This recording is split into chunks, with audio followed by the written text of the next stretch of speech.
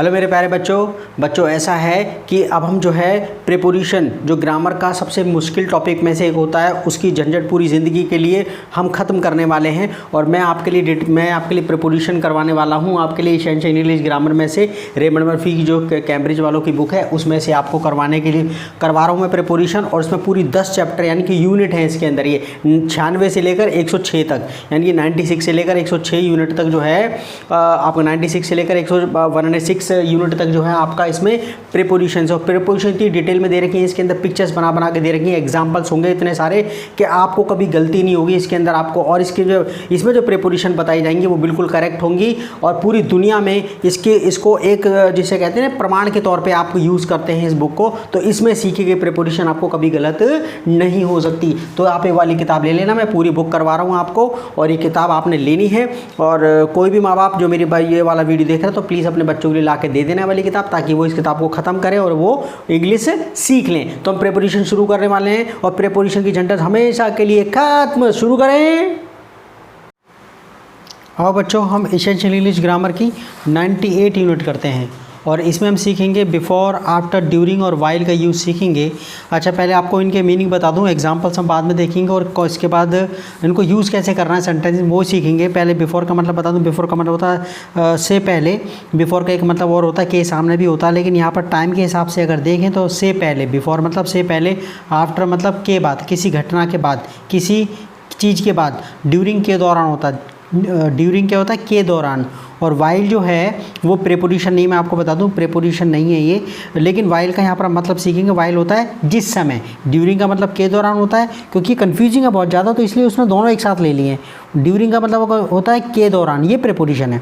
During का ये तीनों ही यहाँ पर प्रीपोजिशन फॉर्म में, तो कहता है ड्यूरिंग के दौरान, ओके। और यहाँ पर वाइल मतलब होता है के समय, जब दो काम एक साथ चल रहे होते हैं तब आप वाइल का इस्तेमाल करते हैं। दो काम एक साथ चल रहे होते हैं तब आप वाइल का इस्तेमाल करते हैं जिस समय या करते समय। अच्छा, यहाँ पर देखो अब एग्जांपल देख लेते हैं, एग्जांपल से हमें ज़्यादा समझ में आ जाएगा।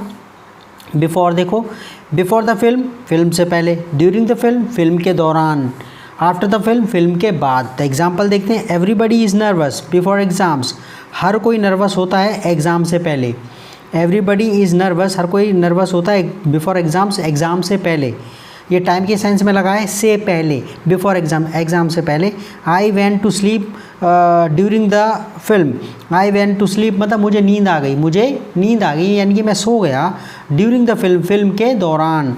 आई वेंट टू स्लीप, मुझे नींद आ गई ड्यूरिंग द फिल्म, फिल्म के दौरान। वी वर टायर्ड, हम थक गए। After our visit to the museum, अपनी जो म्यूज़ियम में विजिट के बाद, वहाँ जब देख के जब आए तो उसके बाद हम थक गए।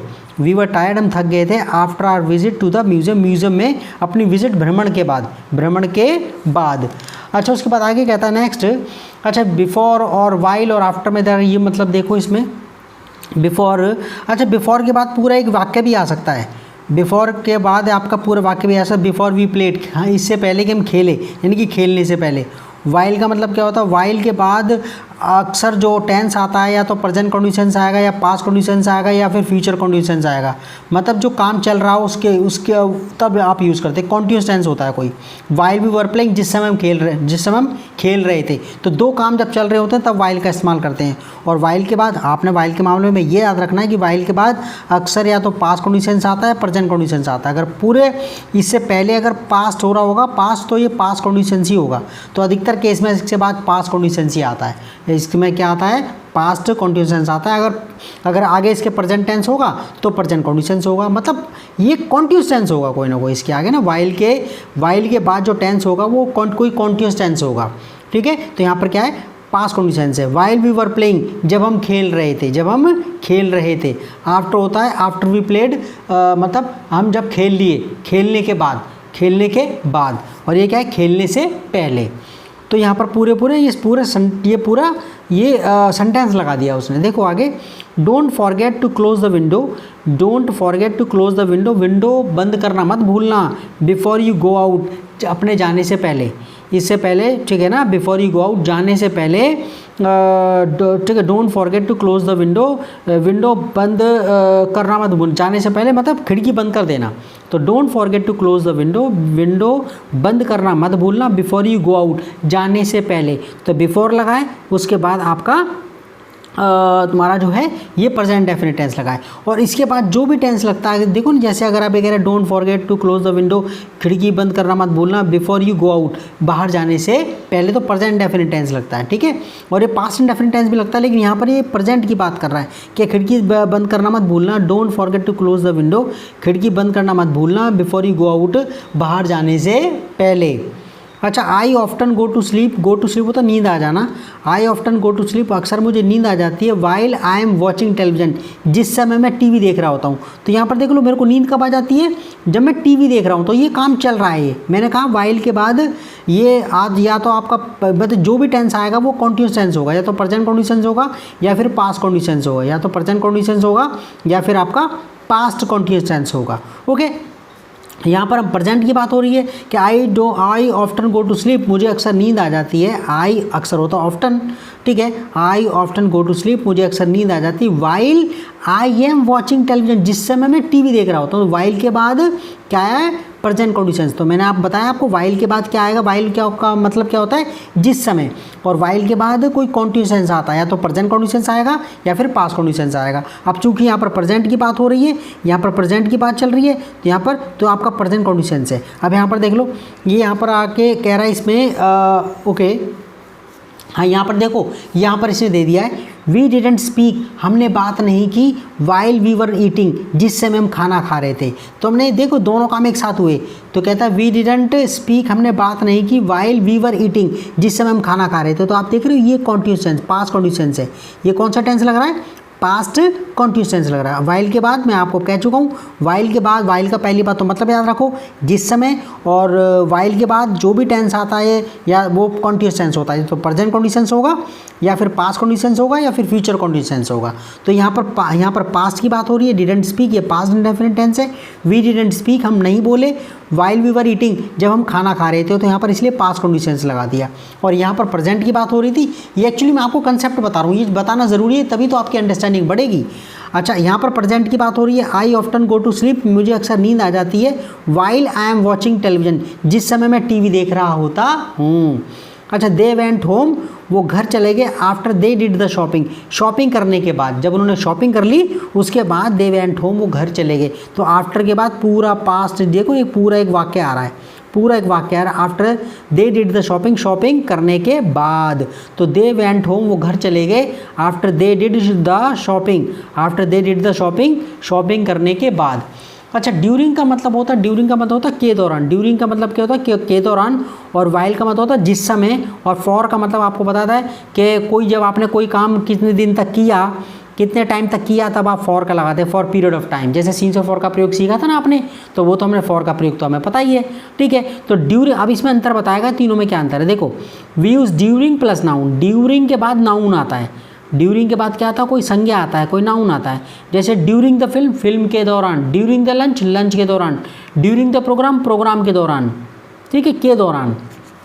अच्छा, we use while plus verb, और जब हम जब वाइल का होता है तो उसके पास कोई टेंस आता है, मतलब इसके बाद ना कोई वर्ब वगैरह होती है, मतलब पूरा एक वाक्य होता है, पूरा एक वाक्य होता है। जैसे वाइल आई एम वॉचिंग, जिस समय मैं टीवी देख रहा होता हूँ, while I am watching, while I am watching, जैसे था ना इसके अंदर, while I am watching television, जिस समय मैं टीवी देख रहा होता हूँ। तो वाइल के बाद पूरा एक वाक्य आया है, कोई नाउन नहीं है, पूरा सेंटेंस है, और इसमें काम जारी होने की बात हो रही है, ओके ना। तो यहाँ पर कह रहा है इसके अंदर ये, हम आगे बढ़ते हैं इसके अंदर, ये तो कहता है इसमें, तो ड्यूरिंग के बाद क्या आता है, नाउन आता है, और इसका मतलब होता है के दौरान, ड्यूरिंग द फिल्म, फिल्म के दौरान।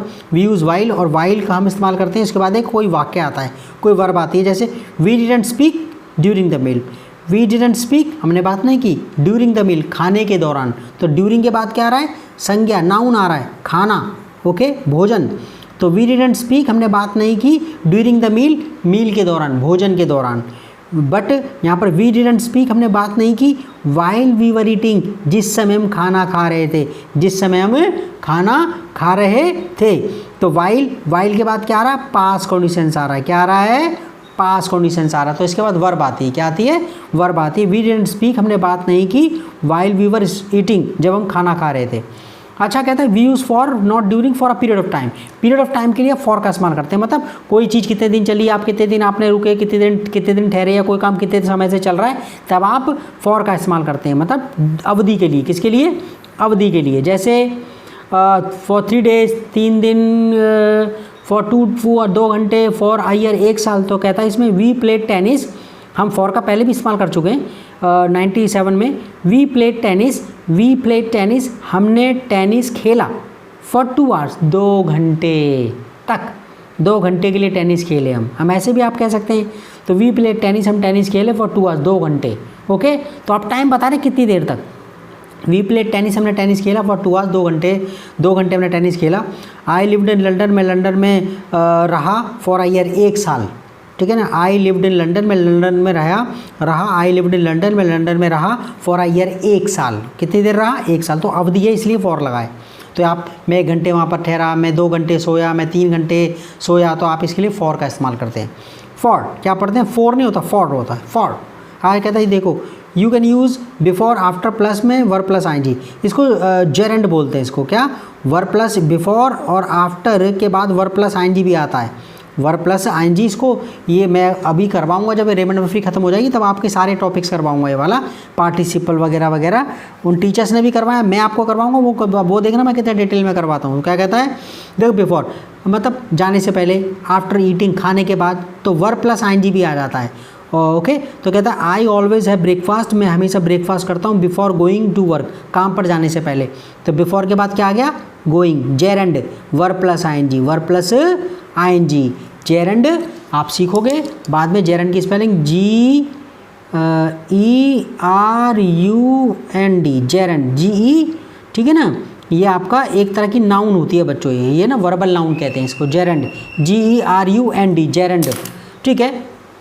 तो इसको वर्ब प्लस आईएनजी को जो प्रेपोजिशन के बाद जो वर्ब प्लस आईएनजी आती है उसे जेरेंड बोलते हैं। क्या बोलते हैं, जेरेंड बोलते हैं।